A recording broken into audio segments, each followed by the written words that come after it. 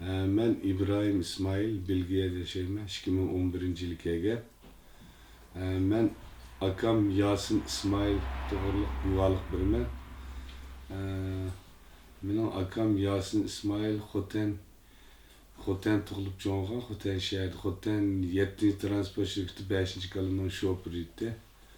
Keyin o'z oldiga yakka tijoratchilab shu yerda mashina haydab yurgan. Madaniyat seviyesi toliqsiz o'rta maktab bitirgan. O'z oldiga shirkatlar var, o'z oldiga tijorat ishini qilayotgan. O Xitoyning qonun, davlat amr farmonlariga ziyon ishini ömürde qilib boqqan odam emas. 65-yili tug'ilgan. 2015-yili men bilan ko'rishish uchun ham sayohat qilib ko'rib kelish uchun Turkiyaga chiqqan. Türkiye'ni sayohat qilib kelganda men bu yerdan bordim, shu yerda ko'rishdik, 10 kun birga bo'ldik. Ondan keyin qaytib ketgan.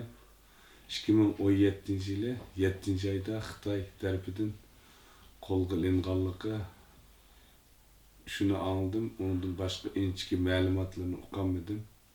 Bunun hech qanday gunohsiz bir chet elga chiqib bir sayohat qilib o'ynab kelishmi bir Xitoyning qonunida biz Uyg'urlarga qonun qilib bir ish hisoblanadi. Yana bir akamninki ayol to'g'riliq guvohlik bermoqchi. Bu akamning ayoli Fatgul Xoliq 40 yosh atrofida. Uning 4 bolasi var. Toliqsiz o'rta maktab seviyesiga oila ayoli. Onun hech qanday qonun xiloflik qilgan, hech qanday ishi yo'q. Oilada tinch yashayotgan, uni tutib akirib ketganlik xabarini oldim. Shunga Xitoy hukumatining bu qarindoshlarimni shartsiz qo'yishini talab qilaman.